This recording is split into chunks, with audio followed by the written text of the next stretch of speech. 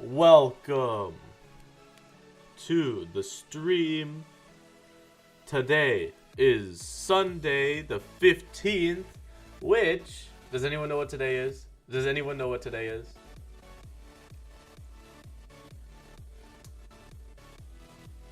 Hello, everyone.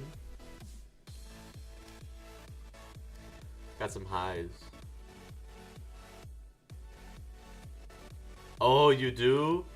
Lil Luminous? What's today? What's today? No, it's not Miraculous Monday, it's Sunday. It's not my birthday.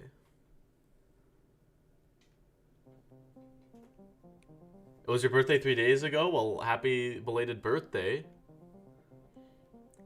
Lana, this is not about Miraculous. This is about Page Turner.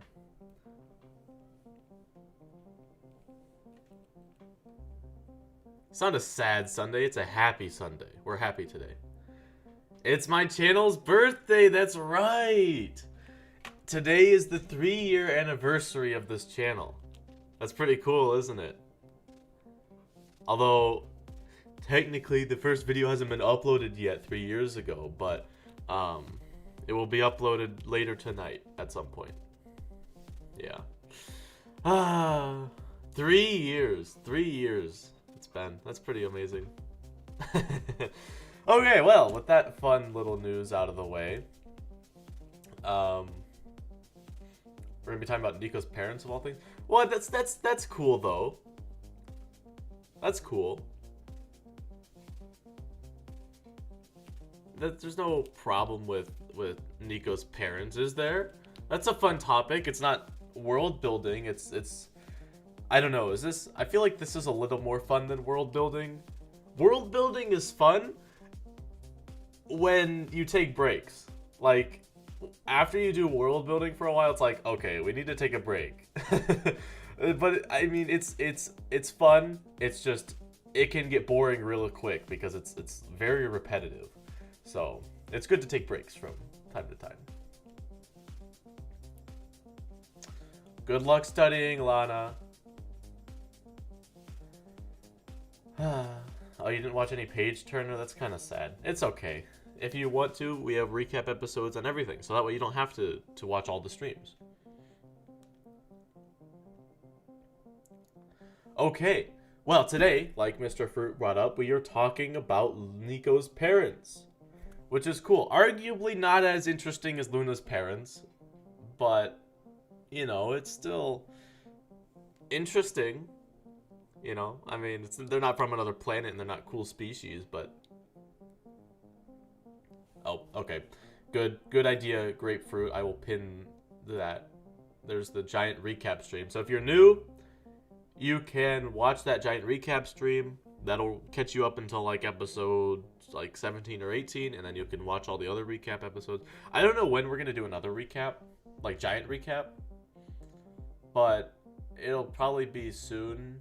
Maybe like, well, I was gonna say around episode 30, but we're already past episode 30, so maybe we should do a giant world building recap, because we don't really need to go over the stuff we've already talked about, right? Number 34. So in two weeks we'll do the next recap. I don't know. We'll have to plan out what the recap is gonna be, because we don't need to recap the giant recap, right? Like, we could just say, okay, go watch the giant recap and then watch the secondary giant recap that recaps everything that we've talked about within the last 17 episodes, right? So I don't know how we're gonna do that. We'll have to do some brainstorming. But are we ready to get on to Nico's parents? Is that a fun thing to do? Oh, you should get some sleep. Sleeping is good. Sleep is good. I like sleep. Alright, Nico's parents. Here we go. Alright, so first we'll show off some designs. We don't have any official designs this week, so we've got some cool debatable designs this time. Okay, so this first one is from Princess Green Paint. Not put in any particular order, so just thought I'd let you know. There's no particular order to these. So we've got unnamed father, unnamed mother. Green eyes to go with Nico's, and then they both obviously have red hair or orange hair, whatever you would like to call the hair color. I like his design. Hers is interesting, but I really like his. He has that what kind of feel is it? Like sort of steampunky feel a little bit. I like it.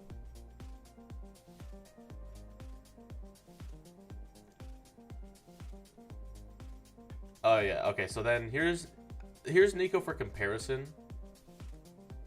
I like his design. A lot of people don't like his clothing because it's like it's too fantasy or whatever, but I like it. I like his clothing. Okay. No one has freckles though. I don't know, do we want to give one of the parents freckles to go with Niko's freckles here? That might be something we want to do. Oh yeah, and Xavier. Xavier as well. Okay. You make him a tracksuit so people would like him and all that. Yeah, that's hilarious.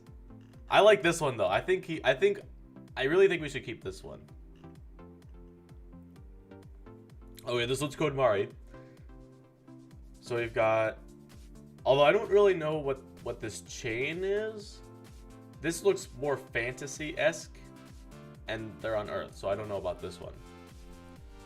But I like the glasses. I think one of the parents should have glasses. And then here's the unnamed father. Freckles on the father, which I think is good. I think one of the parents should have freckles, one of the parents should have glasses. I think I like this mom better and then this dad better. I think I like those two. You think Niko should get his fashion sense from his mom? Okay. Well, we also have to talk about the relationship between Niko's parents and the mom and the dad, I guess too. Because Niko's problem is more with Xavier. But we haven't really talked about the parents at all. So we don't know if they just don't care. Because in my head, Niko's parents have just been people who don't really get involved in Niko's life. That's sort of what I had in my head. And they just didn't really care. And they are not like the best of parents. And also, I feel like someone brought up that they should be like fighting and they should have problems. Right? Like a bad marriage at this point. So that way we can incorporate that. So I don't know. We haven't really ever confirmed any of this. But that's just what I've had in my head this whole time. I don't think that would work since Niko is supposed to not like his parents. Okay. So, yeah, that's just something we're going to need to discuss. I always viewed them as distant, and they weren't really close. And so, I don't know. Also, another thing to bring up is there could be a defining moment that sort of made them start distancing themselves.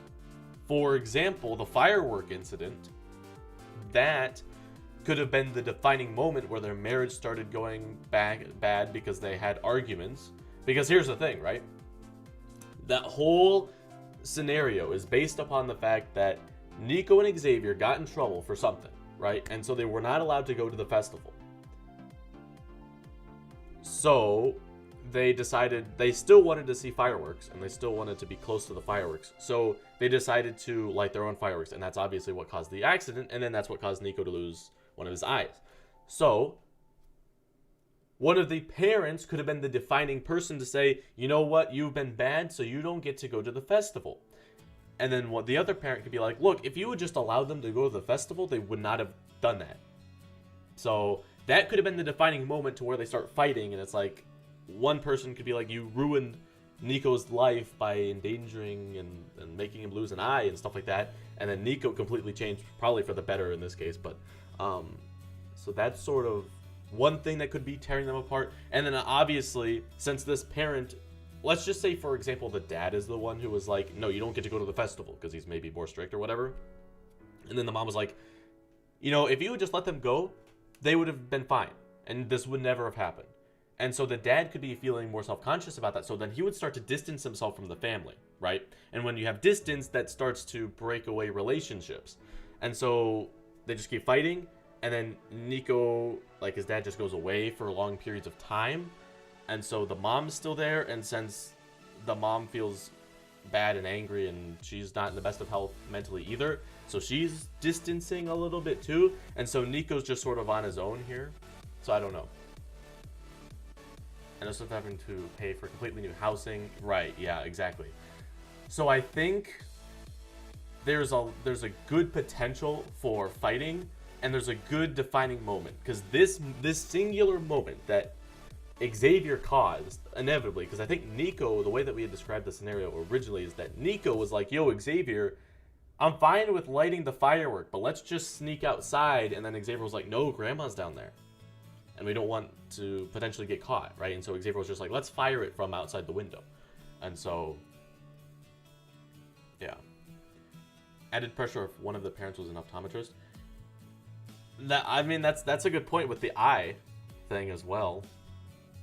And then also, if she's a doctor, that's sort of like another thing where it's like, I'm the doctor, you know, I'm like the main supporter of the family. Not necessarily true, but doctors are seen to have higher paychecks. I don't know how much an optometrist makes, so I can't really speak on that behalf. But like Nico's mom's more laid back and easygoing, so I don't know if she would be the optometrist. Well, you can have a mom, or really just a parent in general, who's more laid back, but also like relatively smart, right?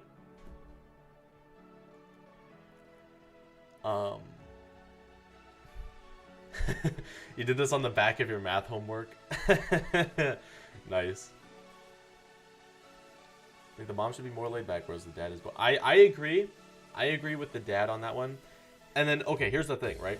The reason why the father could be taking long trips is because, one, he wants to distance himself, but two, he feels like he has to up the ante, and it's like, I want to be working harder to try to make it up, right? Because maybe he's like, in the future, in the relatively new future, maybe they're developing some sort of robotic eye that allows you to see. And so he's like, I need to save up enough money for when that starts to be mass produced that I can purchase one and give one to Nico. So there's another potential option. Plus, he just sort of looks like that kind of guy from this one, like steampunky, like cool tinkering machines. Is that just me? I don't know. I feel like that'd be a fun thing. Like, they both care for them. It's just, they're in a really weird position right now. So, that's good. I think that's a good discussion. I think she's more laid back. He's more strict. But they both still love Nico and Xavier. It's just that one moment, that one singular moment is the defining part of why their family is starting to crumble apart. What if the grandparents are from the dad's side, and so he met the mom while on a business trip to the US, got her pregnant, so his parents insisted that they went to live with her permanently, and they came with him. Okay, I like that. Does that still mean that she has Irish heritage though? I mean, technically she doesn't have to. Only one parent technically has to have Irish heritage. So if we wanted to, she could be like American or whatever. There's not really like any play, like this story isn't really set in the US. It's just, well, does that really work if they're Irish? I don't know. We sort of have to pick a place for them to live. I just automatically assume US because I live in America. So there's a little bit of bias on my part. Yeah, we're Nico, where they live right now. So we'll just it's not super important. We don't even have to mention it in the show. It's just maybe, I don't know. I think, yeah. Okay, what were we talking about? Oh yeah, okay, so I like that. He came on a business trip. Maybe he works for a company that does like cool mechanical stuff. He just looks like a mechanic to me. Like an inventor mechanic. Does he give vibes like that to anyone else? I think that's cool too. I think it's cool. So anyway, he was maybe coming to the US and so he met her and they sort of just hit it off, right? Oh yeah, speaking of the grandma, here's this really cool picture from Rong Zhao. The problem is, I really like this. It's just, I don't know how you would do this in the cartoon-ish format, right? This is way more realistic than like these. So I don't know, like if we can get this in a cartoonier format, that'd be great. But I don't know how that would work exactly. I love this design though. Sweet. Oh, okay. So here's some names. Maeve. How do you pronounce this name? I think this one's pretty much confirmed, right? Because there's only one. Maeve.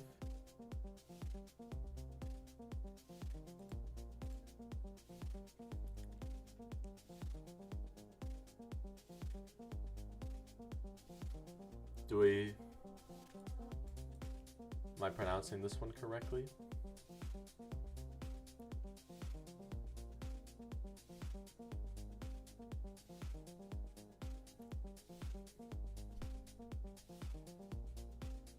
Rosen for the grandma. No one knows how to pronounce this name. Okay. Well, Maeve could be the mom, and I'm fine with that. Okay, my name, I didn't actually know this, but apparently my name does have some Irish heritage, and I do have Irish heritage, I do know that.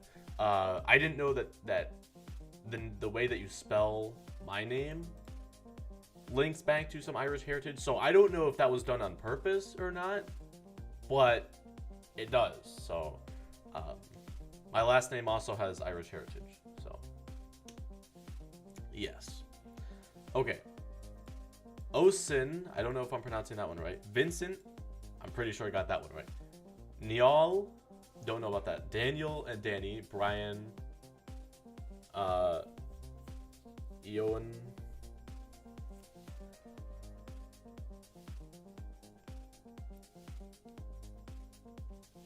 You haven't been on these lives since before COVID? Well, we started pretty close to that though.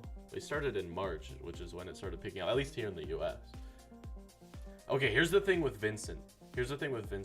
Remember when that was a potential option for the king, King Vincent? Anyone remember that? Although, is the name officially Nadia now? King Nadia? Is the king... I mean, I don't know. If it's... Nadia is a female name, I'm pretty sure. Oh yeah, no, but I don't think anyone really liked Vincent, but that was just like one of the, the large contenders.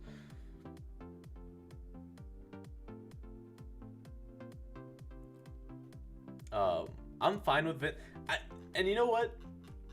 He kind of looks like a Vincent, not gonna lie. So I'm fine with Vincent. Let's see, what else? Osin, I could see Osin. I don't know. I don't see Daniel. I don't see Brian. I don't see this one either. Oh, you wanted Vincent for Callisto. That's right. I like Callisto for Callisto better than Vincent, but... Okay, here's the thing with Nadia for the king. Nadia is a female name. I'm pretty sure. I'm like 99% sure it is. I mean, I know it at least is, but I don't know if it is like a mixed gender name. Like, I don't know if it can be... like used for both genders, but at the same time, the king I was originally thinking was a king, like a male. I don't know. King Nadia is certainly an interesting name, so I don't know.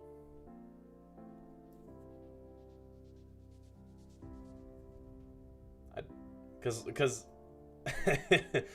here's the thing, we could change it to Queen Nadia, but at the same time, I wouldn't be able to voice Queen Nadia.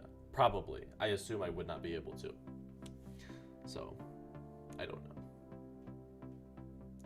Monarchist Nadia. Well, I don't know. Anyway, okay. So, Niall. Niall sounds... someone with a beard. I think we should get rid of these three and narrow it down to these.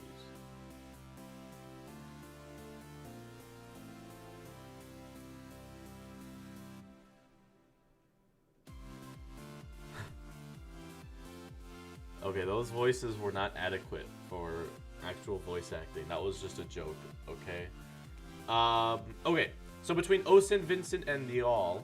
Niall. What does Niall mean as a Irish name? What are maybe the meaning? Maybe let's look at the Irish meanings behind these. Also, do we want to make the mom Irish? I think if we're going with the story that the dad came overseas, she does not have to be Irish, in which case an Irish name might not make sense. I mean, she could still have Irish blood, and that's fine. I'm just saying, if they're both not from Ireland, it doesn't have to be that way. I'm Irish, dad's Scottish. And we could do that.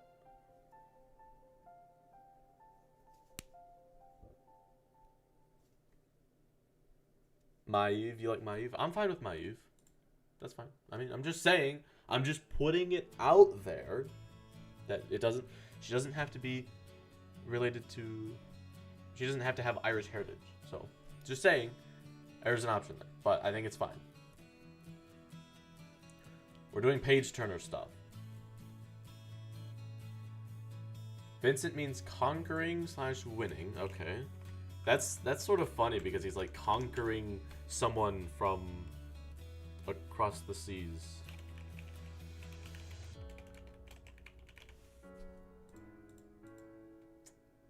Niall means champion. Okay, what about Osin?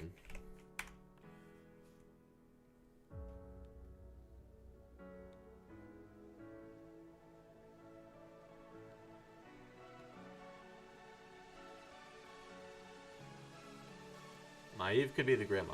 Yeah, that's true. Maeve could also be the grandma.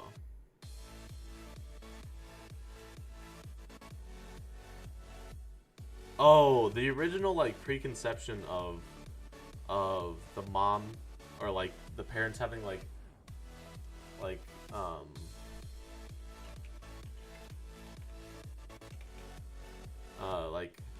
Irish yelling. That's not really gonna work. I mean, that'll work for the father, which might be better actually because, you know, he's supposed to be the more strict one. But if she was raised and born in America, she wouldn't necessarily have that accent. So it wouldn't be... Plus, I don't think she would be yelling as much either if she was more laid back, so...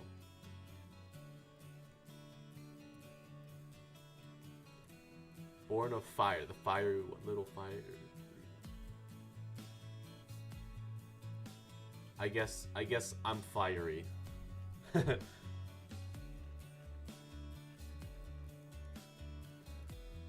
Okay.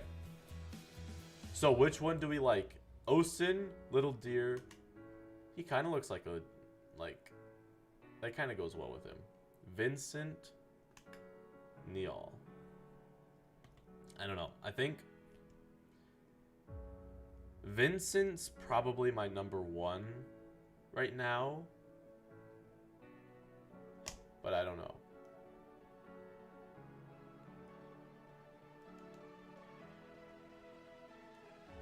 Put which name you want.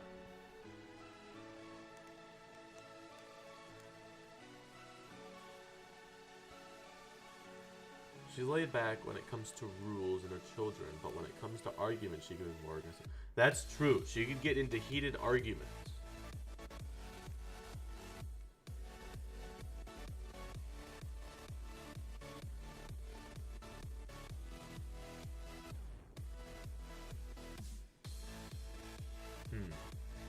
YouTube is not receiving enough video to maintain smooth streaming. Well, my OBS disagrees with you, YouTube.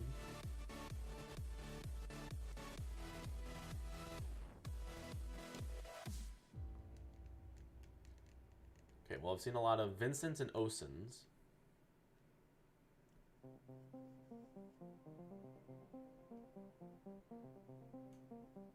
My top 2 is probably Vincent and Osin. Maybe we should decide while looking at him. Vincent. Osin. Vincent. Osin. Vincent. Osin. They both work. Have all of them as a joke? I mean, maybe. Wait, what's Nico's last name again? Nico... What was his last name? Tobin. Nico Tobin. Actually, that works really well. He looks like he has a last name of Tobin. Vincent, okay. Vincent Tobin or Osin Tobin.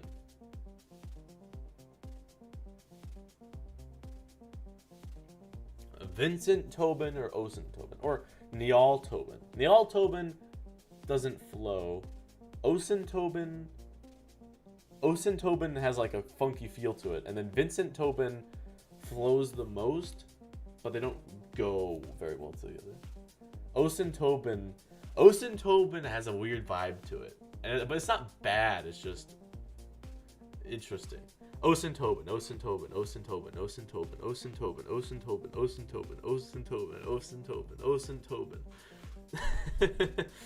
Oh, there's a lot of Vincents now. Vincent Tobin. Okay, that's the name we're gonna go with. But you can always change it later. Fantastic. Osintonin. It's not a drug. Osin Tobin, that's someone's name, potentially. I wonder if there's anyone named that. That'd be interesting. But we're going with Vincent Tobin. Oh, dang it. Hold on. Let's be a big brain about this one. Whoops. Aha! Now we're good. Highlights. We're going green. Sweet. And then obviously green for my Eve. Okay, so for the grandma, Rosin, Siobhan, and then for the grandpa, I'm fine with this for the grandpa. Like, he is no longer with us, so that's fine. You didn't know I could do what? Highlight text?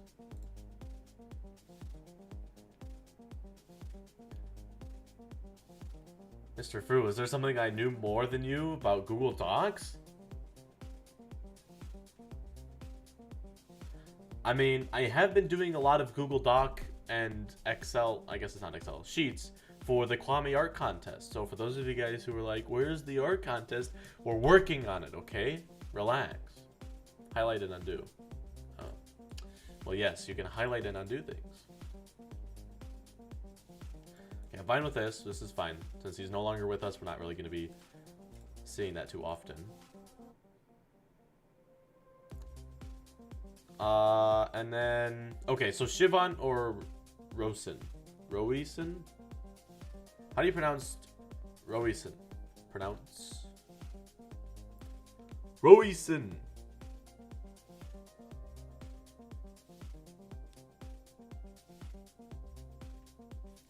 Voice the grandpa? Yeah, well the grandpa's kind of dead, so I can't really do that. Unless if it's in like a flashback or something. I remember the day when it was still young. That was terrible. Roshin. Roshin. Roshin. Alright. What did they mean? What did they mean?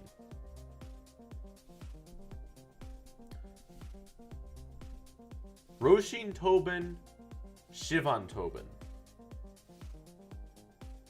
Roshin Tobin or Shivan Tobin? I think Roshin Tibon. Roshin Tobin. Roshin Tobin flows better. But they don't all have to flow. Shivan Tobin. Back in the day.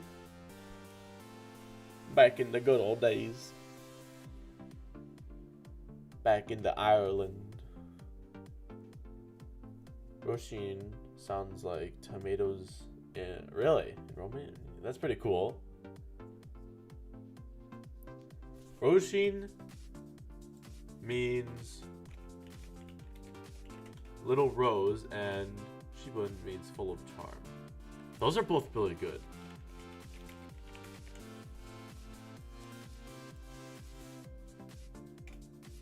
I think she should have fiery red hair. And she should be small. I think we should go with the first one. Little Rose, she should have red hair. Red, like, fairly red hair, like the reddest hair out of all of them. And so then she would look like a small little rose. Isn't that awesome? I think we should do that.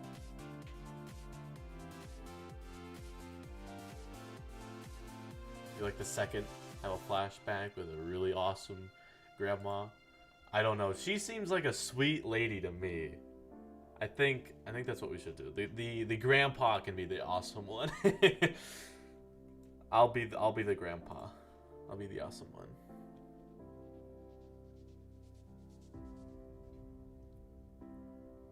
Okay, we're gonna go with Roshin.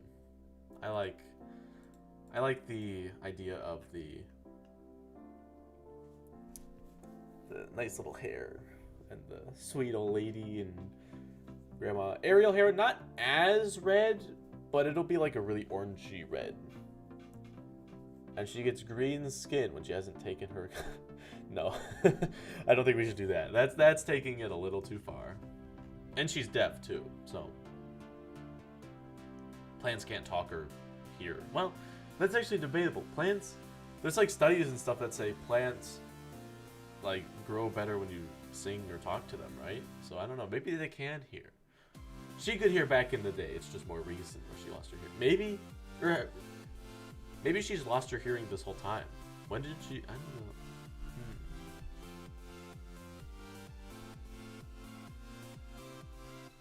know. Okay, she can't just be doing ninja moves. She's like super old.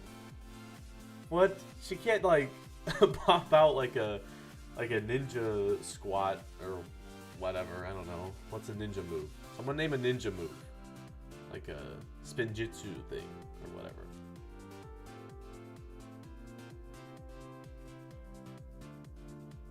Hit people with their cane. Yes. 90? I don't know. I don't know how old is... 90 might be good. That might be good.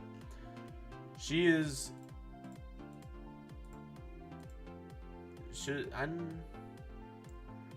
A plot point might be having her die at some point in the show, but I don't know if we want to go there. Do we want to go there at some point?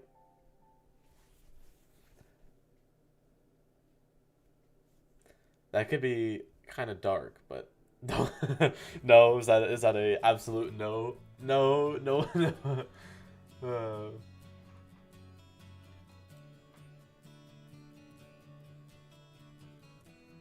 She lost her hearing from old age.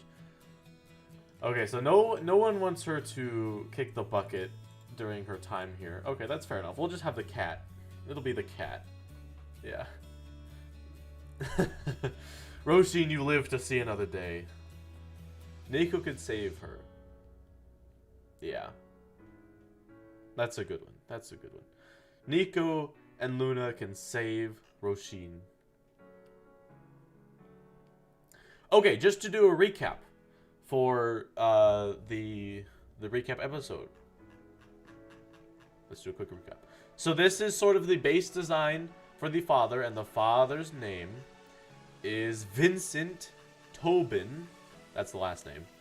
And then here's the mother, potentially an optometrist. She's more chill and laid back. Vincent's a lot more strict.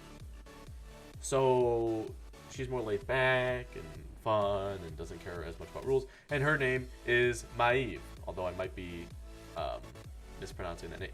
The grandma is named Roisin. That means little rose. And she'll have like fiery red hair. Not like extremely red hair, but relatively red hair. And then the grandpa, who is no longer with us, is named Aiden. And the only reason I'm okaying that is because he's no longer with us. So Maeve? I don't know. That doesn't help me pronounce it.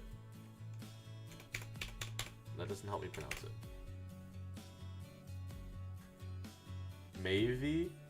Is it Maeve? Maeve?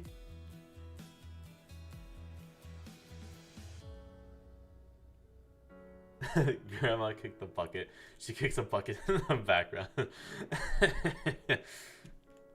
That's funny. Nico could be like, Grandma, you can't do that. You're gonna kick the bucket soon. And then she'll be like, the only bucket I'm kicking is this bucket right here. And then she kicks a bucket or something. Although, I don't know. Would she say that? She wouldn't have that tone because she's a nice grandma. Right? At least I would assume so. The grandma could be the main person that's keeping the family together. And I think Nico should really like the grandma. And Nico and the grandma should get along really well. And the grandma, I think, Maeve, I don't know, whatever her name is. She should get along with the mom pretty well too. And so she insists on staying too, because it's not like she probably would last another travel back to Ireland. So she just insists on staying, and then she's like to Vincent, she's like, you better not leave or get a divorce or something, because we're staying here. You committed and you're staying here for life or whatever. She seems pretty nice, but she has a humor. Yes, I agree. Okay, sweet. Okay, so we have the name. We have concept images. What else? Personality. If we're not saying... I mean, we sort of discussed their personality, so that's good. We already have the names. We don't need to change the names. Dynamic. Sort of talked about that. It's sort of distant. Reputation in the town. That's not really something I don't think that occurs too often. Like, I don't know. That's not really something that I think is super important for Earth. At least in a more populated area. I imagine Nico sort of lives in the suburbs. You know? Reputation in the town's more of like a fantasy-esque idea, right? I think that's more of fantasy. Business. Like, you mean where do they work? Well, I think Vincent should be more of a mechanic. And then she's an optometrist as of right now. So that's fine.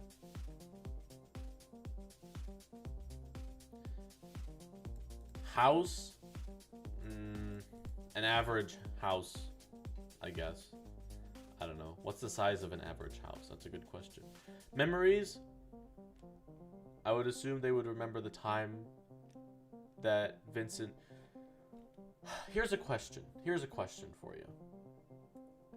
How did Vincent happen to meet Maeve? Maybe. I'm just gonna... Maybe. I don't know if that's right. That's what we're gonna go with for now. Maybe. We're pronounce her Mavie. He studied abroad because he's an engineer and the same as she. No, she's an optometrist, so she's not really an engineer. I think maybe here's the thing. What if he's trying to work on developing a robotic eye? What if that's what he's doing? And so that's why he's distancing himself. He lives at work because he's constantly trying to develop that eye. That's what he's doing. The reason why he came across is because he was originally like, he was interested in mechanics and engineering and stuff like that. So he's like, I sort of want to develop like robotic arms and limbs and stuff like that.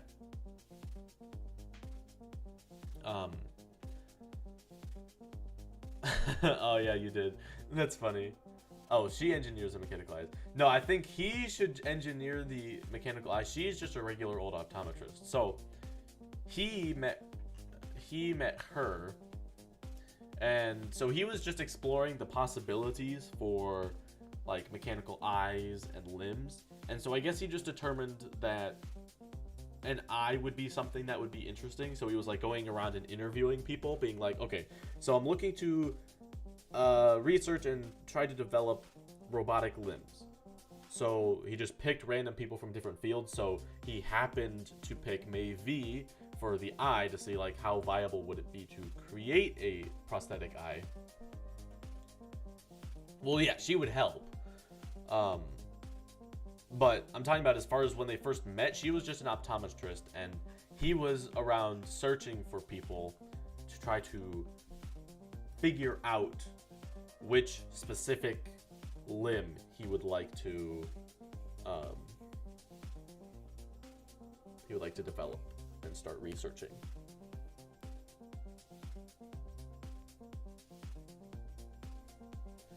Yeah, what time period? This is modern time. At least on Earth, it's modern. Like 2020 modern stuff. Maybe a little bit more in the future. Depends on how advanced we want to make like cell phones and stuff like that. And obviously more like prosthetic eyes, I think is how far are we on that? Because I mean, I know it's being developed. I don't know how far we are onto it. So I would assume that. Why is he so set on the eye thing? Okay, so he's not originally. He got even more devoted when the accident happened, okay? But the reason why he decided to do that one out of all the other limbs is because of Mavie. He met Mavie and he was like, we just, you know, they kicked it off. They liked each other. And so he was like, okay, I'll just, you know, we both, she's into eyes. She could help me and I like her. So might as well focus on the eyes, right? Because he was like, I don't know. I just want to do something like prosthetic eyes or ears or mouth, maybe, or nose or arms or legs. So he was just like, he was going around interviewing different people in their respective fields to try to see like, okay, which one is more viable, which one's not necessarily easier, but like would be most beneficial to people. And think about it, right? In modern times, like we already have prosthetic arms and legs sort of being developed. Sure, they're not like, well, I don't even know what the modern technology, but as far as like 4 years ago, they weren't like super advanced, right? So he could be like, okay, so people are already pretty far on developing arms and legs, so let's try doing something unique, you know, like an ear or an eye. That could be cool. So yeah, he just interviewed a couple people and then that's how he met her. And so when he met her, he was like, okay, let's do the eye because I like you. We should get married, etc. And it went from there. If so, I feel Nico would have gotten into an accident when he was younger. No, I don't. Okay, here's the thing, right? If Nico got... Oh, well. I don't know where I was going with that. That was... Okay, ignore me. But, this accident is when they were younger. This is something that happened like 3 or 4 years ago, I think. This isn't something super recent. Because there has to be time for Nico and Xavier to sort of separate a little bit, right? Xavier's like 1 year older than Nico, right? So this would have happened if Xavier is 18. This would have happened when he was 14. 4 years ago. How old is Nico? I think he's 17 at this point, or is he 16? Did we write it down on this doc? How do we not have the most basic info on here? We failed at this document. This document failed us. We need to revamp this doc. This doc is supposed to have like all the info we need, but this has like no ages, or it didn't have the last names. Add Tobin to the dictionary. Fantastic. Terrible. How could we let this slide? Oh, is he 16? Okay. I thought, oh wait, then maybe Xavier's, I don't know. We can also change the years. Like, it doesn't matter too much. But, point is, I think this happened more when they were younger, so that way there was more time for this crack in the relationship to develop. Because if it was just 1 year ago, then the relationship hasn't like fully broken, it's still in this awkward phase, right? But after a couple years, and this is sort of like, you know, the dad is away doing his research and work, and then the mom is like sort of distanced herself a little bit, and then Nico and Xavier's like, he has fully decided that he wants to try to protect Nico, right? So having it be longer than a year sort of like solidifies that. So make a list. Name, age, birthday. Yes. That's a fantastic idea. Mr. Fruit, can we add that somewhere? Like, just can we make a note of that when we revamp the document to do that? There's a wall between them. Sort of. What about the parents' age? I don't know. Maybe we need to do that. I don't think it's as important. I don't know. At least in this, she looks younger. If I just had to throw out a random number, I would say she looks like she's in her 30s. Maybe. Well, she looks a lot younger than that, but I would say she's probably in her 30s, and he's maybe late 30s or really early 40s. So there's probably quite a big difference between age, like, but probably at max a 10-year difference. Max of 10 years, maybe. I think, because you have to think about it, right? If she's an optometrist, I don't know how many years of schooling you have to go through to become an optometrist, but that's potentially 8 years of school. 8 years? I don't know. This one, she looks a lot younger than this one. So, she actually sort of reminds me of Nagisa. I think that's her name. From Clanad. Anyone else get those vibes? Her name's Nagisa, right?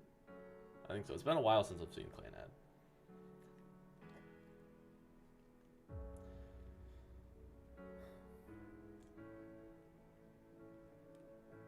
Okay. Yeah, she looks a lot older here, I will say.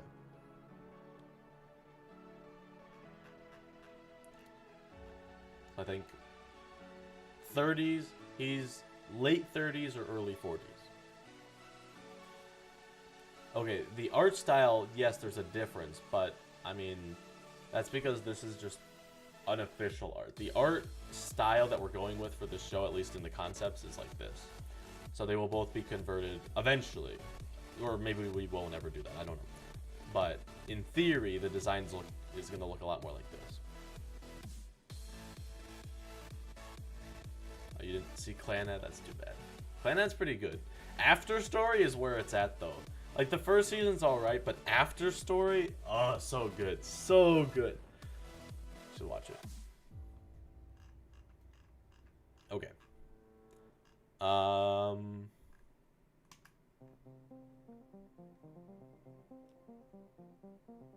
What? Should we move on to Nico's problem? Is that sort of what we're doing now? Nico's problem is with Xavier, right?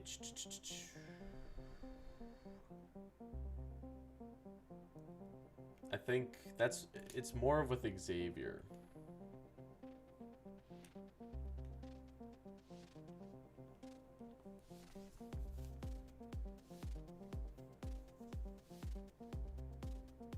Because, is it?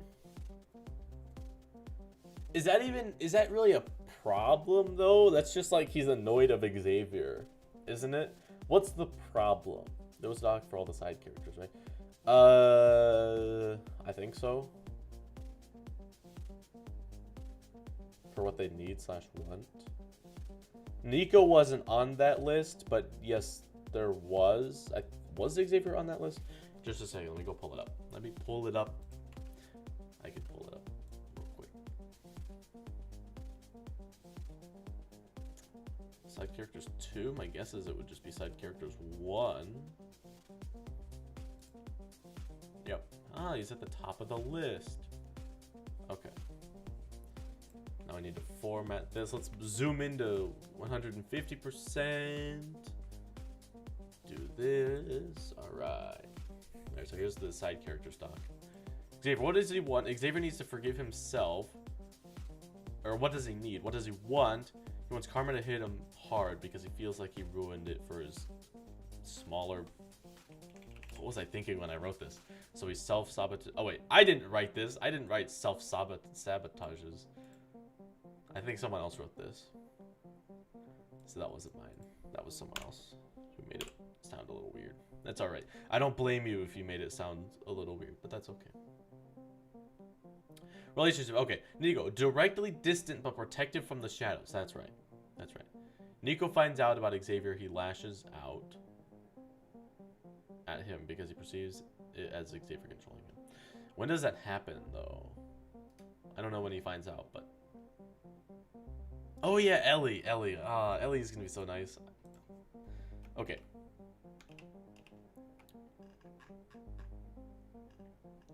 Okay. So... Niko's problem...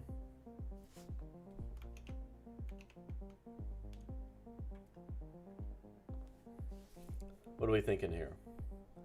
It's not... That's not really a problem, is it? It's more... That's more of Xavier's problem. That's a lot less of Xavier. That's a lot less of Niko and more of Xavier. Niko needs to have a problem. Oh, Grapefruit, you missed it. You missed it. We pulled up the side characters document and sort of just read Xavier's thing. Okay, here's the thing. Niko and Xavier's relationship, that's Xavier's problem. And that's something that Ellie is going to help Xavier go through. That is a lot less on Niko. What is Niko's problem? He needs to have a problem that Luna can help him solve. You missed Niko's problem. Okay, what was Niko's problem? Do you remember? Because last I remember, it was something with Xavier. But... Niko's right here. Oh, are you talking about on the side characters document? I don't think Niko would be on the side characters document because he's not a side character.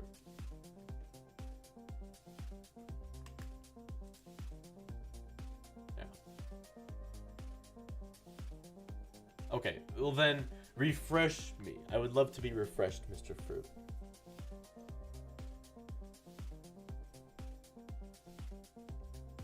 Oh, Niko finds it difficult to fit in anywhere. That's right. That's what it was, right?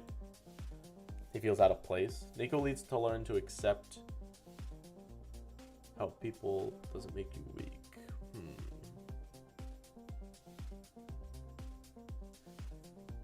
I think it was that he was an outcast, right? I don't remember talking about that last stream, but maybe we did and I just forgot. Okay. So if it's that he's not fitting in anywhere,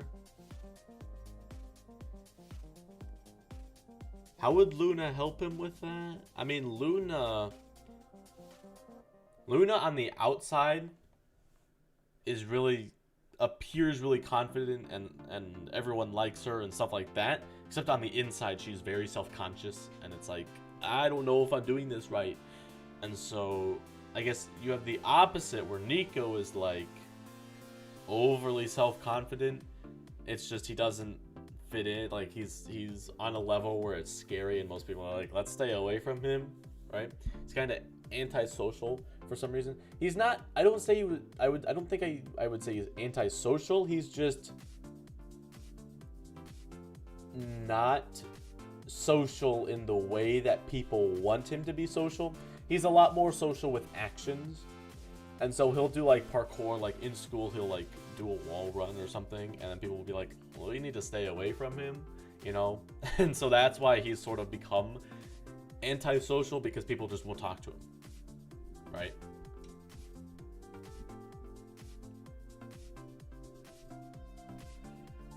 And also, that actually goes in really well, because Niko is being separated from everyone, right? Xavier has distanced himself, although it's like a fake distance a little bit. His parents have distanced himself. The only person he hasn't really been distanced from up until meeting Luna is probably the grandma. That could help with their relationship, right? And so he's like, is this my fault? Like, am I doing something wrong? Like, I can't help if I like dangerous actions and I like parkour and I like doing this and that, right? Not like that. Avoiding society in general. Too much confidence can make you lonely. Yeah. Yeah, that's what I mean. Like, no one wants to really be seen with him because they think he's crazy. And then he's just like, oh, well, if no one wants to talk with me, I don't need you anyway. And then he goes on his own. And then there was something with this like parkour group, the Irish Eyes. Right, and then there was potentially going to be some drama with them, although that wasn't really officially confirmed. We were just sort of discussing maybe there would be some sort of problem. His problem is that he needs to learn to let other people care for him without feeling like he's being trapped by them. Ah. Okay. So then what about this, like, not being able to fit in anywhere? Where does that play in? Keep some feelings to himself. That's right. That's right. Yes, he keeps the feelings to himself. He wrote it down in that notebook. And then that's where Luna started giving him advice. And he feels like, did I write that myself? Did I give myself advice? But what made him like that? I would say... Let's see. If you feel like you cannot let people help you... There has to be some sort of event or the way that you were raised. You'd have to feel that way. So what, does anyone have any ideas for that? If he feels like he can't let other people care for him. That, honestly, it could just be for a lack of people just not caring for him in general, especially if it's been 4 years of separation, of family separation, where it's just like parents have been separated. You know, the only person he's really been close with is the grandma. So it just feels like getting help from other people is awkward. And so he's just sort of developed like, I don't want people to help me with anything. Like I've been doing stuff on my own for the past 4 years. I don't need anyone to help me because then I'll be indebted to them, etc. Most people that are close to him become worried that he'll hurt himself with Xavier. But since Nico wants the thrill of danger, he feels like he can't be himself around others. That's also true. That also plays into it. But that's more of a like physical hurting, right? That's not so much of like mental health and like personal issues. That's more of just being like, let's not go to the park and do dangerous stunts. So there has to be some deeper meaning behind it. I don't believe we can shift that personality in that way. What's his personality right now?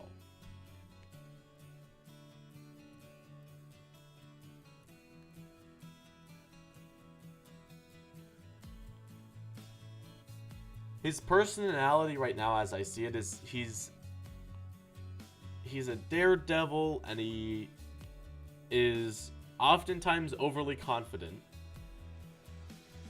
He wants to be independent, and he likes doing things alone or with his like parkour group.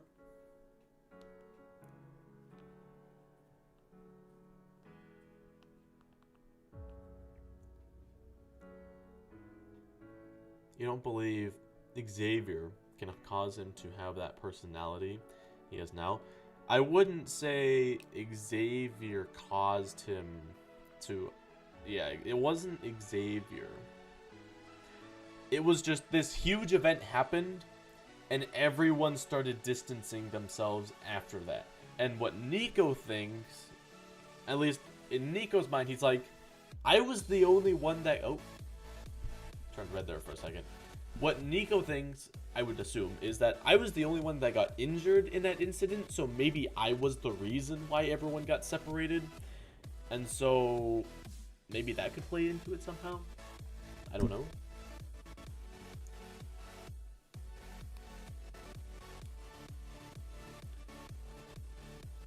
Yeah.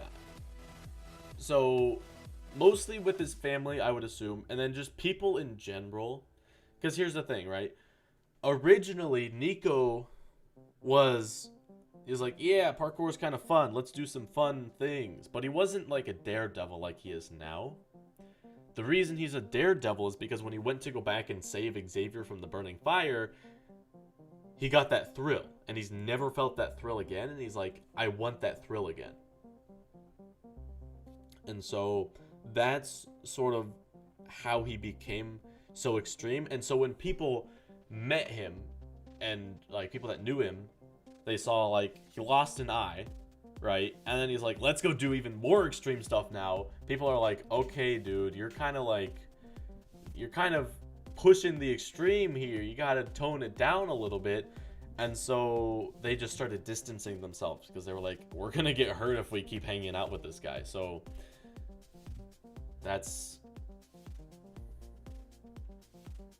And so he's just too extreme to the point where people are like, I don't really want to get hurt, so let's just, you know, stay away a little bit. We don't need to be involved with him.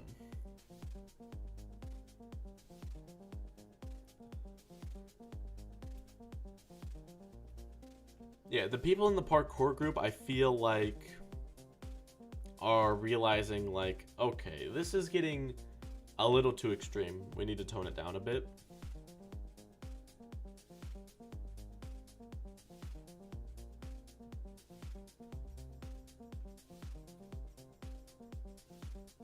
But does he notice that? Well, I mean, I think he notices that he's a lot more extreme than he was. Like, he obviously consciously realizes that I want to feel that thrill again. But he's like, that thrill is just what I want to live for right now. Sad. Come on, stream. What are you doing?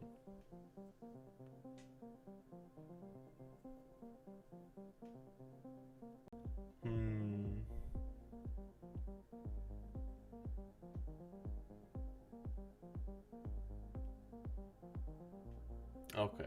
Are we back? We good?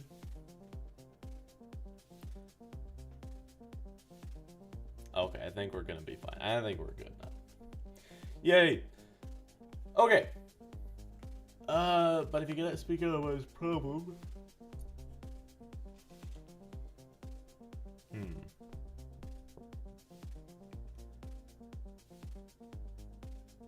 I feel like... Let me think about this for a second. Nico is... We have to first find out what we want Nico's main problem to be. He can have multiple problems too. So if his main two problems is he doesn't fit in anywhere and he doesn't feel like he can talk to anyone, those sort of go hand in hand.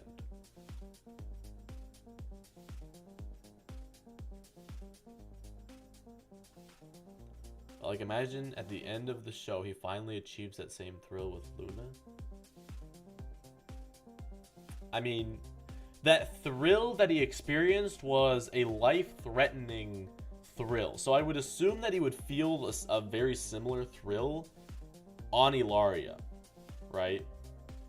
Because, I mean, he's constantly being put in danger, you know?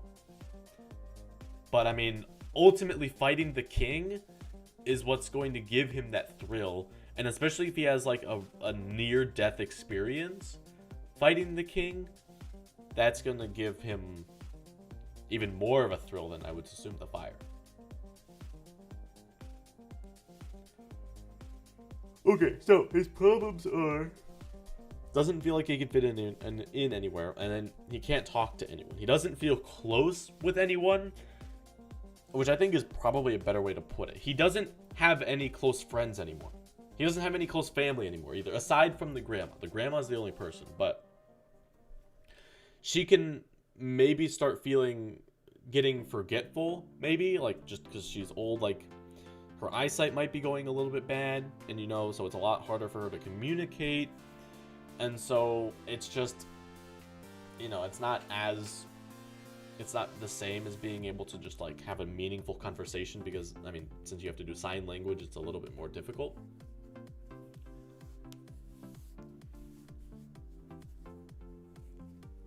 Nico's problem... excuse me. Nico feels alone. I think that's probably the best way to put it because that sort of encompasses everything. He can't fit in anywhere. He's by himself. He can't talk to anyone about it. I think being alone, his problem is that he's alone. I think that's probably the best way. Is it lagging now? Everything else is saying I'm fine now.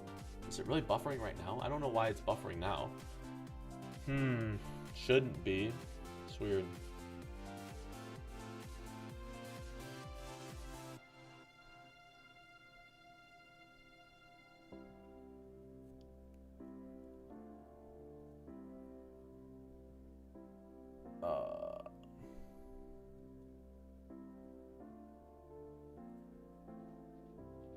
It's okay now. Okay, good.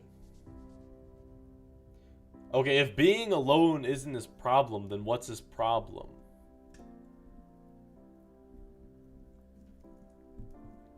I feel like... Isn't his problem that he just can't communicate with other people? Right? Like, he doesn't... The problem... Unless if I'm just, like, misunderstanding what you're meaning... Then what is it? I thought that he just couldn't open up to other people. And that he felt like he couldn't bother people with his problems. Which is a communication error. He doesn't feel... Okay, then what is it? If that's wrong, what is it?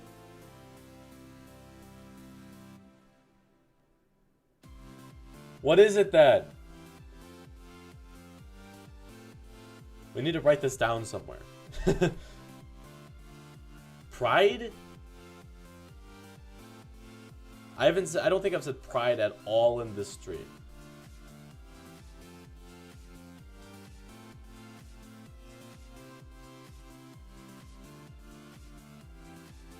What is it, Mr. Fruit? Okay, I'm sorry, I haven't been listening. I am listening right now. Tell me, what is it? What is it? What is it? Let's hear it. Let's hear it. What is Nico's problem? I'm ready to hear.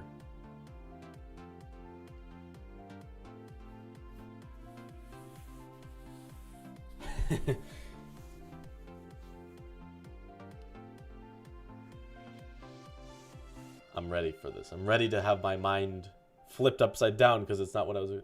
Okay, so Nico's a daredevil, right? And people that get close to Nico will inevitably care for him and not want him to get hurt, right? Yes. But Nico, I feel from what I remember and what I have in my head is that Nico doesn't care. He's like, all right, cool. You can want me to not get hurt, but I don't care. I'm still going to do it anyway. And so when they realize that, they give up, right? Most of the time. Most people do.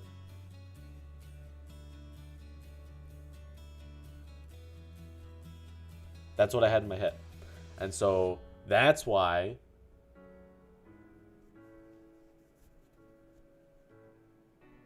however, because Nico is a daredevil, he doesn't want people to care for him in that way because he feels like they're holding him back from having fun. Okay. Yes, that's why he sort of goes... That's why he just ignores them. Right?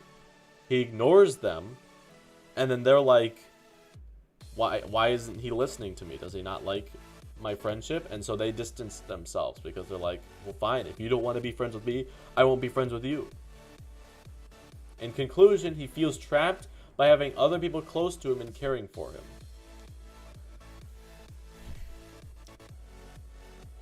I feel like he feels trapped by other people. So he just doesn't want people. It's not, his problem isn't that he has people. It's the problem is he doesn't want people.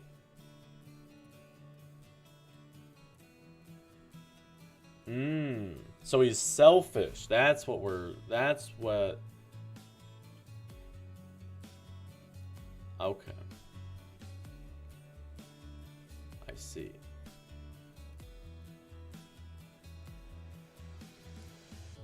So instead of other people doing the distancing, it's him doing the distancing for them. I see.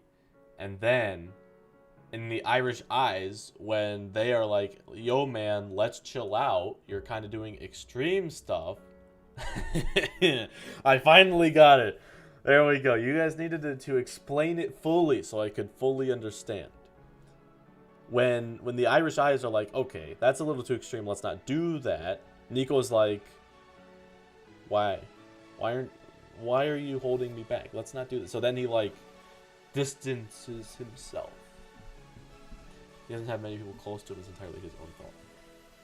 Okay, I will say that's friends, not family. Family distanced themselves because of the incident, not because of Nico's personality. Which, I mean, Nico's personality sort of changed from the incident, so that was sort of the cause of other stuff as well. But as far as the reason why the parents are distancing themselves and Xavier, that's all on their part. So Xavier's distancing himself on purpose. It's not Nico distancing himself from Xavier. I mean, it could be both. It could be both, but it's not one-sided, right? Dog treat. I don't need to... No! Okay, I would assume... I think I disagree with you on that, then. I think Xavier's distancing himself because he feels responsible. So he's like... That's why he's doing it from the shadows. He's trying to help from the shadows because he doesn't want... He feels like... I mean, at first he could be like... He could tag along. But Nico, since Nico wants to distance himself... He sees that Xavier does not want... He's like... Xavier's the worst kind of person to him now. Because Xavier doesn't want him to do anything. So Nico's like, I need to get away from him. Alright? Because he's just not going to be able to let me do anything. And then Xavier's like, shoot. He just absolutely hates me now. And so he's like, I need to get myself out of here too. Before I ruin things even more. So then he's like, I need to help from the shadows. Xavier's the main person who embodies this. He cares so much for Nico because he feels responsible. So he's not doing the distancing? Okay, I mean, I guess that's fair enough.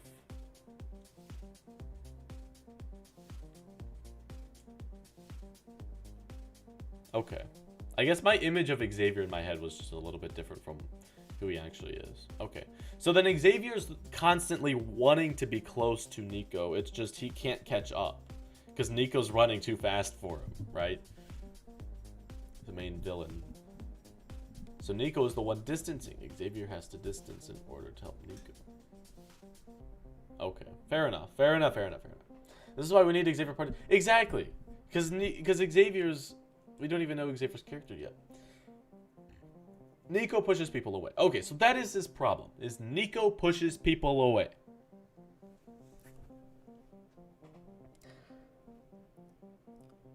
And so Luna...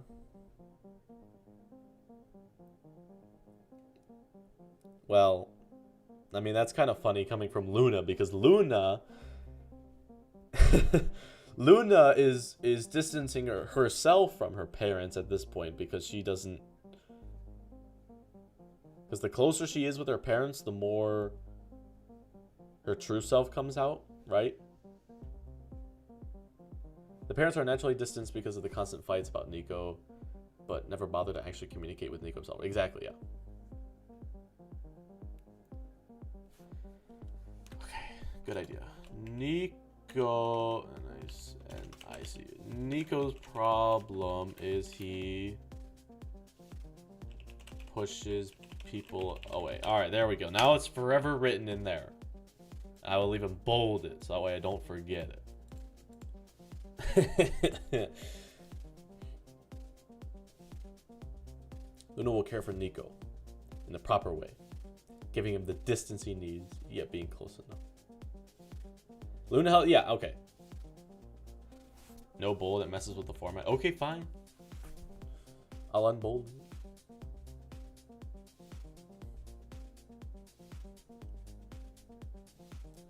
So, how does Luna help Nico in this circumstance? Nico pushes people away. Luna, the reason why Nico can get close to Luna is because Luna understands. Maybe that might actually be a helpful tidbit, because Luna is consciously, well, so is Nico, I guess. They're both distancing themselves, although Luna is only distancing herself from her parents specifically, so she sort of knows how it feels to want to distance themselves. So Luna's like, oh yeah, I totally understand, man.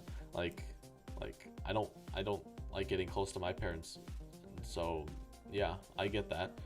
And so Nico could be like, hey, we sort of relate, you know? Like, we both like our distance, you know? I don't want to be held back. And so, especially when Nico finds out, like Ilaria is a super dangerous place, and then that she can do magic and she's part dragon and stuff, he's like, oh my gosh, that's so cool. And so, they become really good friends through that way.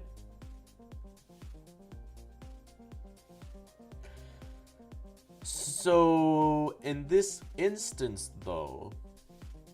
Luna is helping Nico by doing what? She's helping Nico open up and let people care for Nico. There has to be a defining moment on Ilaria in their battles. There has to be a fight between Luna and Nico. That's the only way this is gonna work. And Nico has to get a taste of his own medicine. So what has to happen is they have to have a fight. Luna distances herself from Nico, and Nico's like, shoot, I can't have this. And he finally realizes, like, dang, so this is what it feels like when I distance all those people. This is what it feels like. I think that's the biggest way that Nico is going to help solve his problem. Caring from a fine distance, letting him live his freedom and trusting him to know his limits by kindly telling him when he yeah, okay, that's what Luna's going to do, except there's going to come a point when Luna is just like, No, Nico, you don't understand. This is too dangerous. We cannot do this, right? And then that's when they get into a fight. Nico can get close to Luna because her entire existence is the embodiment of excitement since she comes from a fantasy world. Exactly, right. That gives their relationship a baseline for letting Nico tolerate any bad behavior Luna might show towards Nico. Since their relationship is already better than most of Nico's previous, stop scrolling please. When Luna gets hurt and Nico finds himself caring about her safety, he slowly realizes that people care about him. That people caring about him is not a bad thing. Okay. I still feel like there should be a fight. There needs to be a fight. Okay, something must be wrong with my headphones. Do I need new headphones? I had these for a couple years. Something's loose in there. I think Nico should endanger Luna.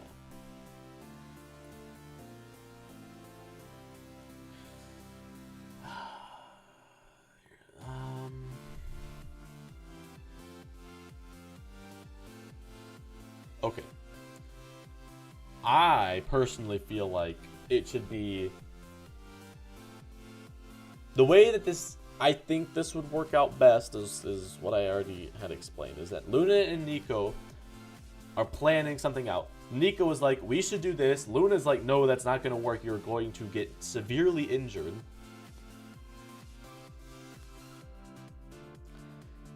Nico might go ahead and do it anyway, gets hurt. Luna starts distancing herself from him because they have a fight, right? Like Luna's like, no, I'm not doing that. You can go do it on your own and get hurt.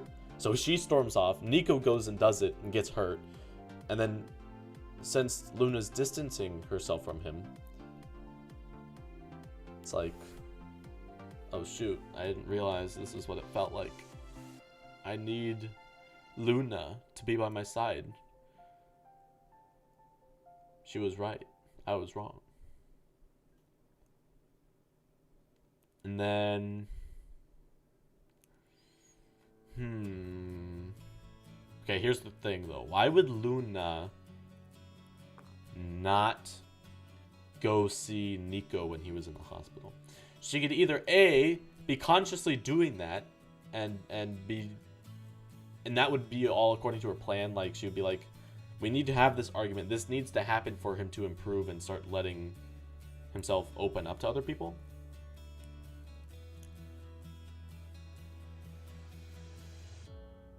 So that could be one reason, and Luna would actually be really wanting to see him. Like, for example, if Nico gets admitted to the hospital, and Luna would hear about it, obviously. And so she would probably, I would assume, want to rush in and be like, Nico, are you okay? Because obviously at this point they both like each other, right? So she would be wanting to do that, but she wouldn't be able to for some reason. And I think the only reason I could think of right now is that she realized that this is what Nico needed. He needed to feel alone, but this time, instead of feeling alone by his own making, he couldn't have any control over it. And the one person he wanted to see just was gone. Okay.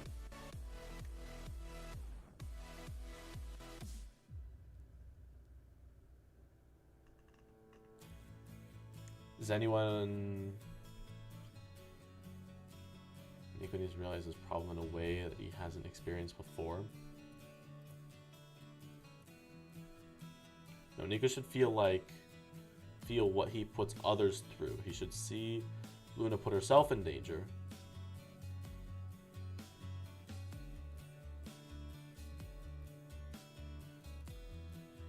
Okay, maybe you're right. Maybe you're right. Let me think about that for a second. If Nico...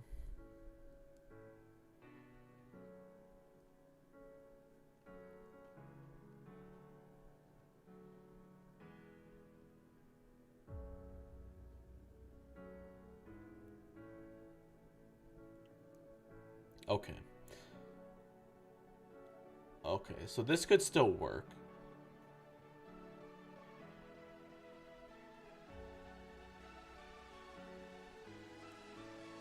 Okay, I'm trying to make a scenario.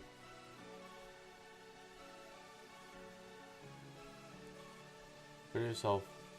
I always care for you. Let others know. Yeah, okay. So here's what I think should happen, right? There's a big history of Luna and Nico, you know, creating a battle plan, sort of, right?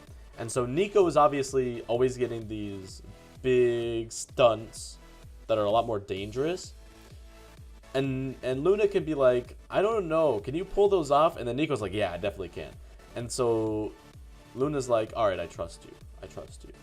And she puts this trust in Nico. And Nico, I mean, he comes out with bruises and stuff, obviously, but it's like nothing super serious. So,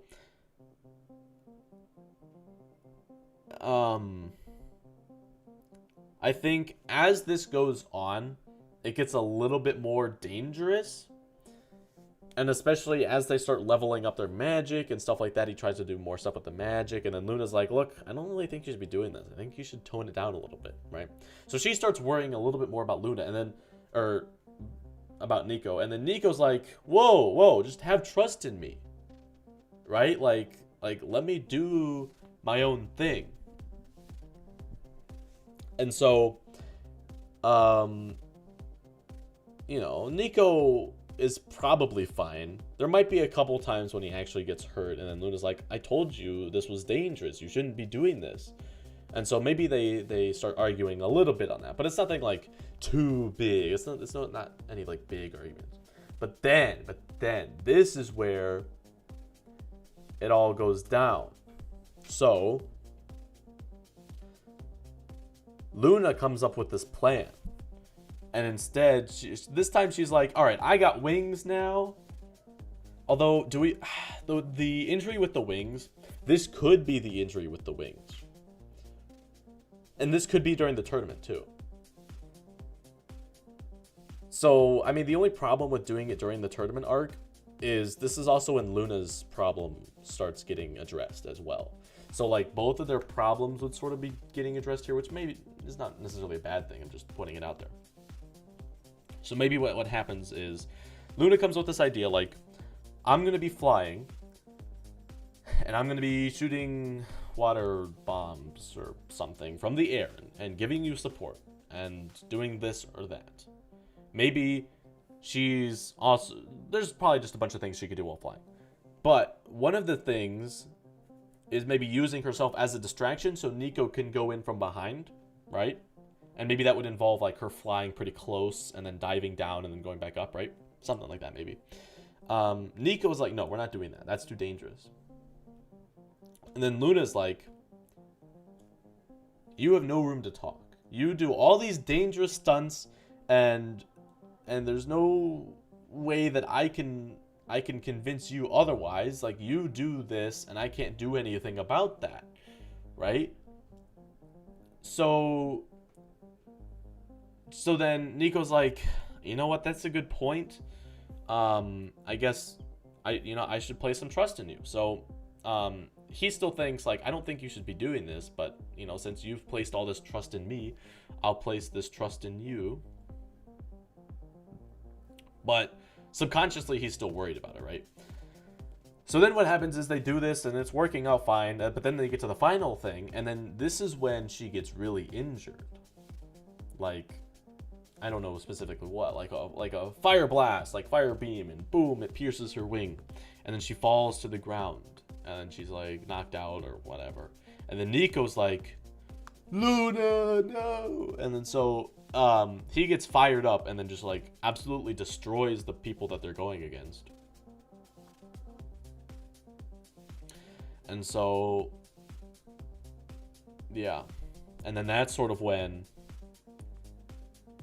the whole Nico's problem is going to be being addressed first.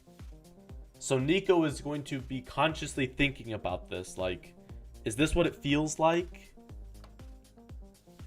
Like, maybe in the hospital, Nico can't see Luna, and Nico's like, oh my gosh, I let this happen. And Nico doesn't really know how serious the issue is.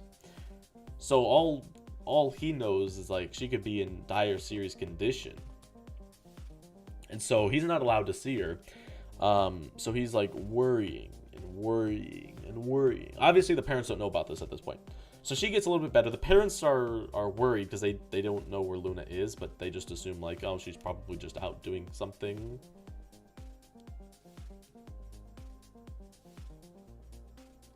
Here's the thing. If we do that, then Nico wouldn't realize his problem. He would only think that he's better at doing dangerous stuff than other people.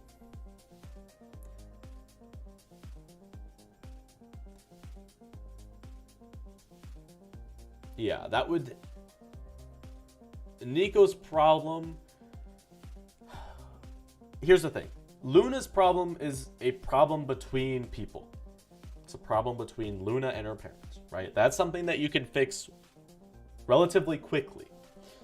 Whereas a psychological problem where this is who I am as a person, that takes a lot longer to change. You don't just change overnight.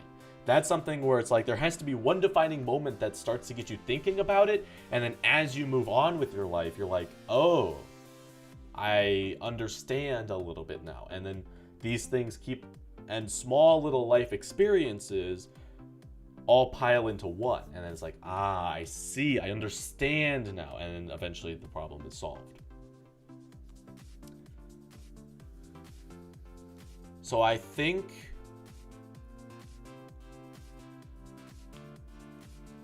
I agree with you guys now that it should be a... I think Luna getting hurt is not only going to fix or start working on Luna's problem, because then there's that whole arc with the parents, but it's also going to be Nico. Nico is going to start to realize, like, shoot, like, you know, Luna got hurt. I sort of understand. And then here's the thing, right? There can also be a time in the future when they're coming up with a battle plan, and Nico's like, all right, so I'll do this and this, and then Luna's like, whoa, that's kind of dangerous. I don't think we should do that. And then Nico's like, oh, come on, like, have some trust me. And then he freezes, and he's like, then he flashbacks to himself telling Luna the same thing, being like, that's dangerous. I don't really think we should do that. And then he remembers, like, Luna got seriously hurt. And then he was like, oh, okay, you know what? I'll take your word on let's not do that. Because maybe this is even something where it's like, something, an Ilarian kind of thing, where it's like, you don't really want to do this one thing, and you wouldn't know because you're not from Ilaria, right? Or maybe there's like a really high chance that you can get hurt or something like that. So it's just sort of like, you'd be taking a risk, and Luna's like, the risk is not worth it. And so Nico's like, he remembers that. He's like, oh, I don't really want to put Luna through that. Because he remembers sitting outside of the room where Luna is being operated on. And it's like, you know? What if you do this on Earth and give the Earth some love as well? I don't know. Oh, are you talking about like solving their problems on Earth? The Earth is kind of boring though, you know? Like, Ilaria is way more interesting. We're spending a lot of time on Ilaria, you know? I mean, there can also be circumstances on Earth too. I'm just saying it's going to be a lot more boring on Earth. You have moments on Earth as well as where Luna can be in danger. She's not used to the human world.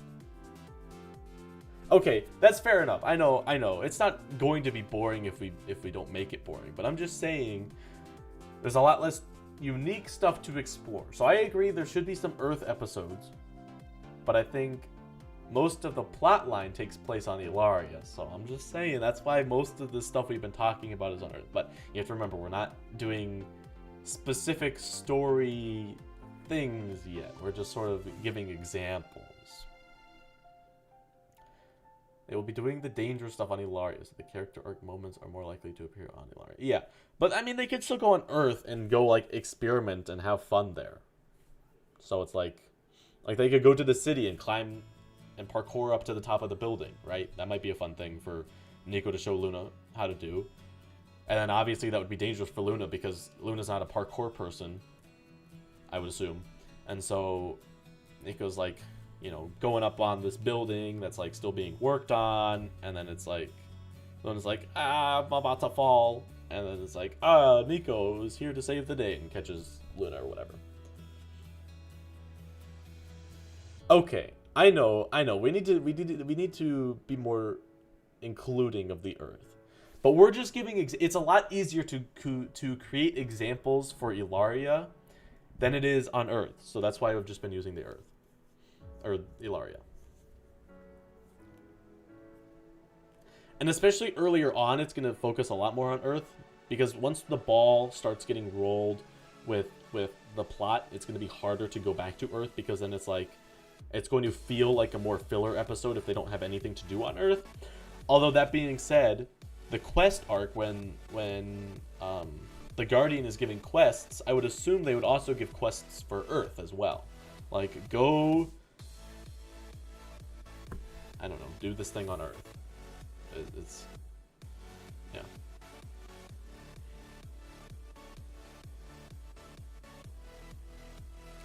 Okay, this isn't really a discussion we need to be having right now.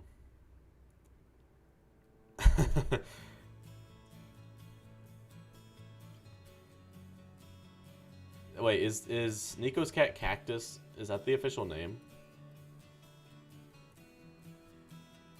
I didn't know if that was the official name.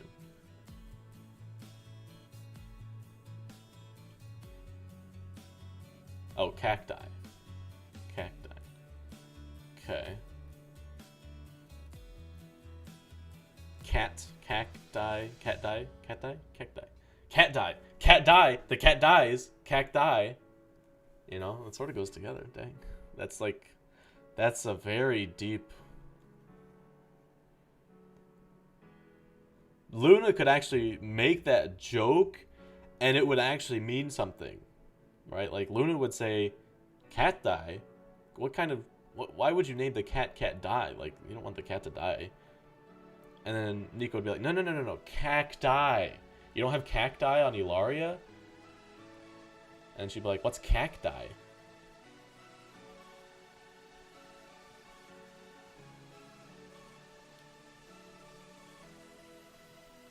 Yeah, no, it's not that we don't want to include Earth. It's just all the plot, for the most part, takes specifically for the later, like the first part with Blake, I see more on Earth, but the rest of it I see more on Ilaria because that's just the nature of the plot. But that doesn't mean I don't want to do Earth. Like Earth is still gonna have really cool things because of snow. Because Luna is going to be experiencing snow for the first time on Earth. She's going to be like, whoa, I've heard about snow on the snowy island, but I've never actually seen it before, right? And there's still going to be so many things to experience on Earth, like holidays and all this stuff. Seasons. Like fall. It's going to be a constant spring there. So she's never going to have seen fall. I mean, she will have seen trees that sort of look like those colors, but nothing quite like fall.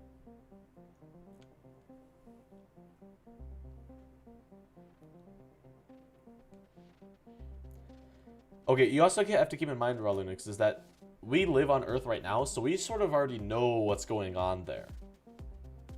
And so, since we already know a lot about Earth, we would want to experience more plot on Ilaria, the unique place that we have stories. Or, not necessarily, not stories, but like story arcs and magic.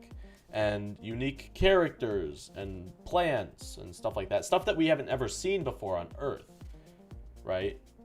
Because that's just, I mean, like, we already know a lot about Earth, so it's less world building.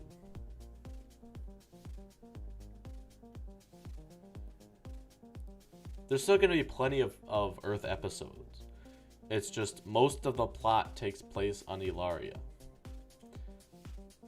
Because the ultimate evil is on Ilaria, so that's why they... Yeah. Especially once they get the red ribbons That will allow them to go back and forth to Earth really easily. So there could still be a lot of Earth moments.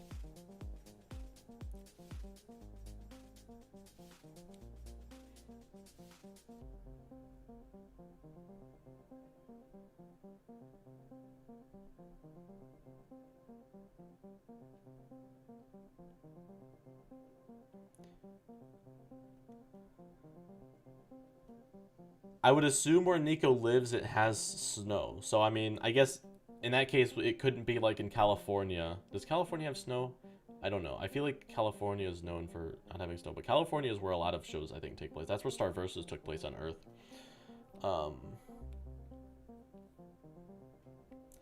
Yeah. So it would have to be somewhere where it has snow. More north.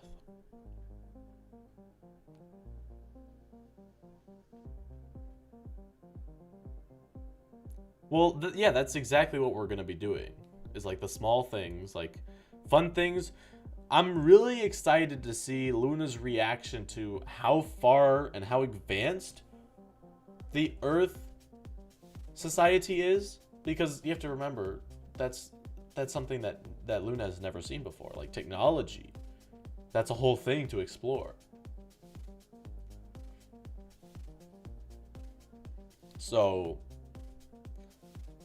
there's still going to be plenty of good moments, and a lot of the more memorable moments as far as character development earlier on, where Luna and Nico are starting to get to know each other, I feel like more of those are going to be on Earth, right? Because Nico's going to be showing Luna around, and it's going to be like, oh, what's this TV? Like, this TV is really cool. And then there's going to be so many like, whoa, this is so cool moments. Nico is already going to have known a lot about the fantasy world, because that's just fantasy stuff, right?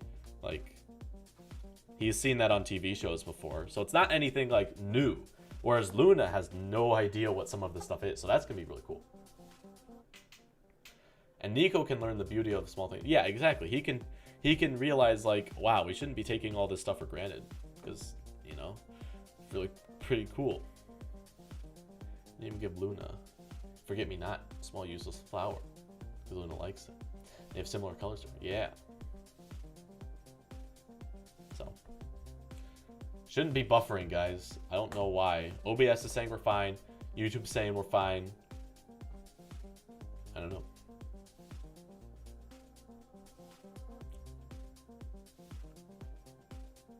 Will there be any episodes that have to do with holidays? I think so. I think we should. That's like a fun thing to do. Like Christmas, that's pretty cool. Halloween, that'd be fun. Easter would be interesting.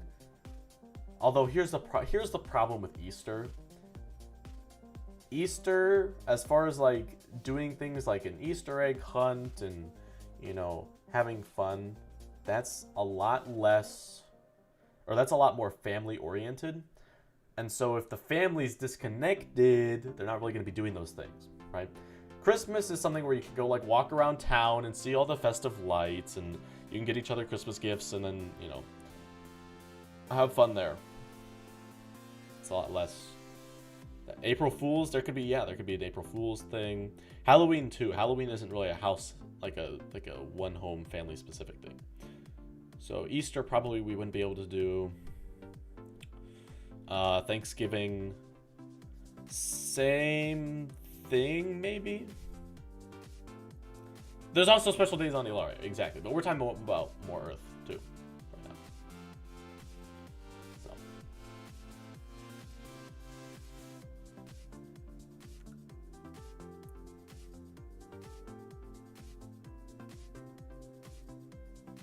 It's very nice if Nico has a disconnected family on Christmas, because that means he can learn to make himself a nice Xmas. And we'll buy a thing he didn't do for Luna. Yeah. Nobody sets up their Christmas tree. I mean, I guess it depends on if they have a fake one or if they buy one chopped fresh. But he could take responsibility and then set up all the Christmas gifts with Luna at their house. It's like, you know, we haven't done this in years, but it's fun to finally, you know, get out all the ornaments and stuff like that. That would actually be a very nice episode. I'd actually want to split that into two. I'd want to have one half of the episode be Luna and Nico, like Nico sort of explaining to Luna like what Christmas is, walking down like a town, or I guess in this case, in my vision, I have it as a city. Like they're walking through the city, seeing like all the Christmas lights and all the Christmas sales and all the people like, you know, dressed up in the cold with snow. And then the other part is them like setting up Nico's house, being like, okay, so here's what we do this, and then we get each other presents and stuff like that. What would be the title of this? The title's called Page Turner as of right now, although that's already the name of like a Korean drama, which we didn't know at the time. So I don't know. I don't really want to change it, but we might have to eventually. So we'll see. And then like the cat cafe will be all Christmassy. Like all the cats will be wearing like Christmas hats and stuff like that. It'll be sweet. They can have fun tea and discussing what Christmas is like.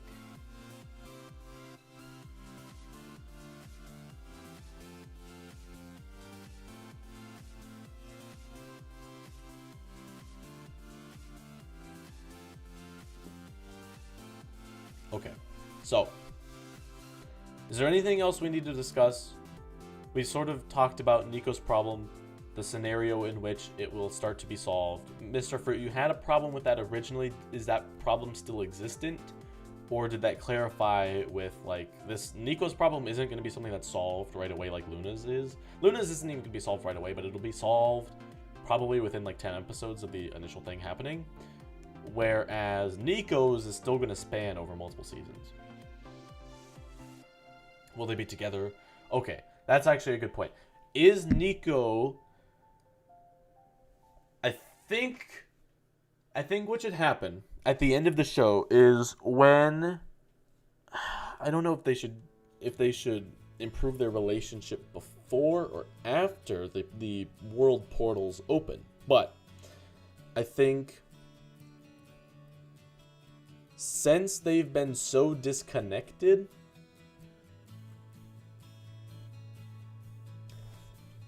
Nico's going to open up these portals. Nico's going to become famous, right? Well, Luna too, but like national television, like Luna and Nico, that's going to be the talk of the world for months to come because they have discovered a new world. And so what the parents are going to see is they're going to see like, oh my gosh, we have not been paying attention to Nico. Like, I don't even remember the last full conversation we've had. He's been off doing this amazing thing. Like, how did we not know about this? Right? And so they're going to be like, dang, we should focus more on Nico and like learn his story and then come together. So I feel like if we wanted a happy ending, that could sort of motivate them to sort of get together. They would realize that Nico just doesn't care about his eye. He was like, that was fun. That was worth it. And so he was like, yeah, I mean, that was great. And so he could explain that. You know, he could tour Ilaria with them as far as... because, I mean, eventually Nico and Luna are going to take over the Guardians. So they're going to be... you know, very high up in the ranks on Ilaria. I don't know about Earth. I don't know if Earth's going to change its ways. Probably not. But as far as, like, rulers, I would assume they would enact a democracy sort of thing on Ilaria too. But we don't know. And then... so they would have, I would say, pretty high influential power within both governments once they become Guardians eventually in the future. Because... you know, they can't become Guardians yet. They're going to let Blake and Callisto take over that for a little bit. And then as soon as they come of age, they will take over the Guardian role. And then they will be the Guardians. It'll be cool. Lizard shape-shifting people in the government. Yeah, nah, we're not doing that. Yeah, I don't think so. So that's what I would think. Rolandix, you said something. I think they should divorce in a mannered way. And Nico agrees to it. If they both happy apart. Some things get together and some things get apart. But, okay, that's... I mean, we could do that if you wanted to. But I think I sort of want that to end in a happy way. Best idea, allow the bitter introvert to take the lead of the world. Okay. It's not the lead of the world. He's just the guardian. He's like the lead of whatever the guardians do. He's not...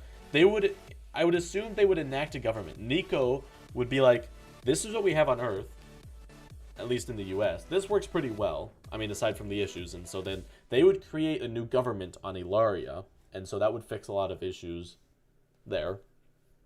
And so Nico would have very big influence on how the new government runs.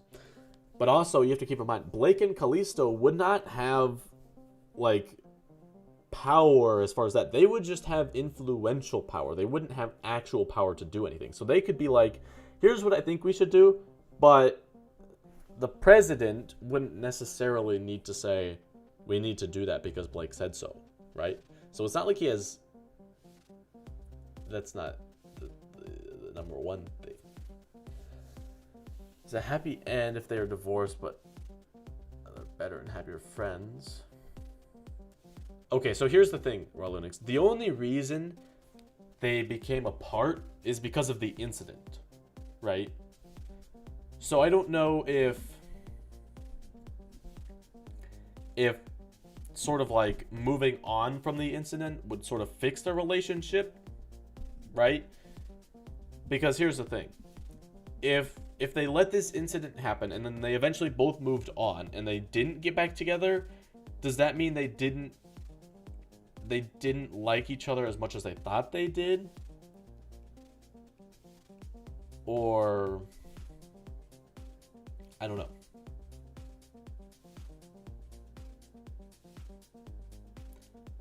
I don't think should have been involved to begin with. Okay, what context is that in, Mr. Fruit?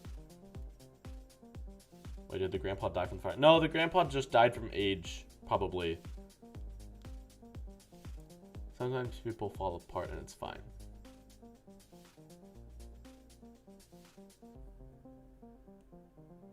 Wait, okay, oh, in love. Oh, I read that as involved. Okay. Okay, so if they weren't... There we go, okay. So if they weren't ever in love, then I guess that would just mean that the grandma was like, we are going over to the US and you are raising this family. Okay, so then I guess that would sort of change their dynamic. That would be more of... That would just be a toxic relationship, though. That would feel very forced. Which, I mean, I guess it sort of is, but...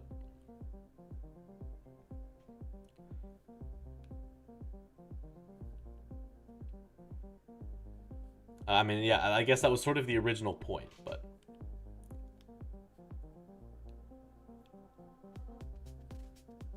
That's true. That's true. It could start off from a crush and then they realize that, oh, this isn't working very well. Okay, that's fair enough.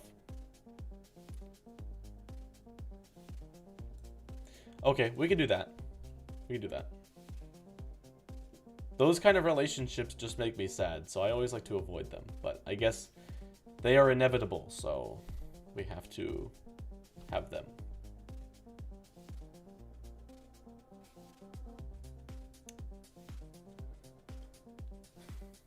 Okay, so we've cleared that up, I think. I still think they should sort of come together and in the end and be like, whoa, Nico, that's really cool. But then they're like, okay, we should officially break apart though. And then Nico would be like, okay, sure, whatever. Two families. Yeah. It's just, it would be a broken family up until the part where Nico sort of brings them together. And it's not really bringing them together. It's just bringing them together to a point to where they can finally talk about their relationship and be like, okay, we need to just like, you know, let's stop. It's not working. And if we continue to do it like this, it's just going to stay this way. So we need to have a change of pace, right? So that would sort of, yeah.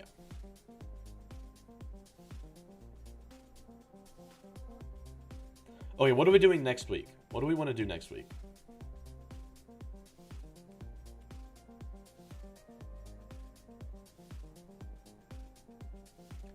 We'll be bringing them together to split them up. Talk about this, it's fine. You don't want to keep, but you're still my parents. Make this. Yeah, okay. Yeah, that's good. It would be something like that. Okay, I like that. I think that's good. It's also, as much as I don't like to admit, all relationships are not perfect. So, unfortunately, we have to, it's good to discuss these things. So. Do we want to return to world building or go to Xavier Part 2? That's a good question. Xavier Part 2 probably fits in very well with this. I don't know if we should do, if we should fill out the document. We haven't really been doing the document for as many characters anymore. So I don't know if we want to fill out that entire document for Xavier again, or if we just want to have more of a discussion and then have like a bullet point list that we sort of fill out. But okay, it's clear that we're doing Xavier Part 2. So we will do Xavier next week again.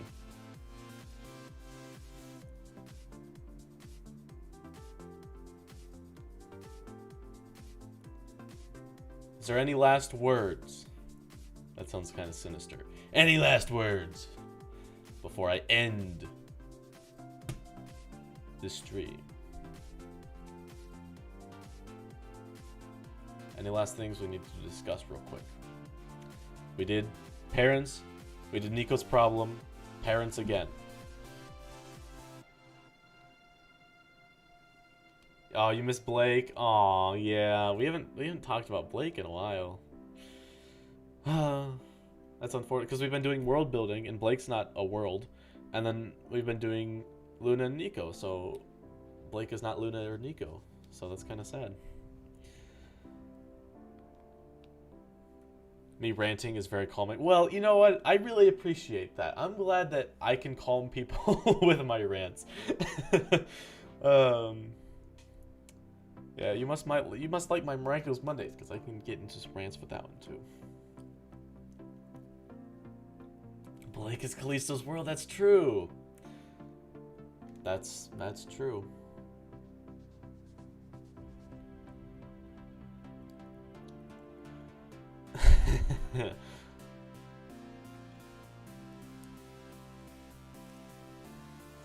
Also, I don't know, is that a good thing or a bad thing that my ranting is calming? I mean, I would think it's a good thing, but at the same time, if you're ranting, typically you're trying to make a point. And if you're like, this, I could fall asleep to this, it's like, then you're not really getting what I'm trying to convey, right? Right? I don't know.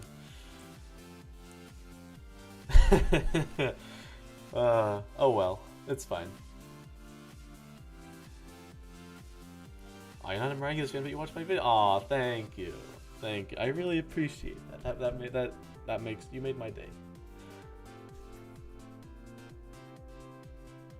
Yeah, Cake, we need to, I don't know what we should do with Blake and Callisto further from this point on. Like, I don't know, like, obviously they're going to play a role in the plot, but at this point we're doing more world building stuff and then main character stuff.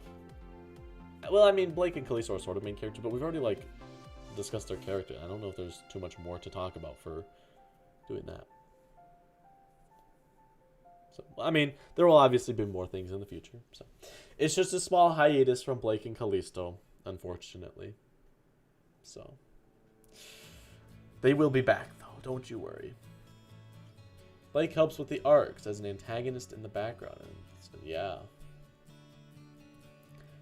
There's, like, a lot of new side characters. I mean, are you talking about, like, new that we've talked about on stream before, or new that we've made in the Discord? I assume new that we've talked about on stream, right? Oh, you know what? Yeah, Blake should come over for Christmas. That would be nice. That would be nice.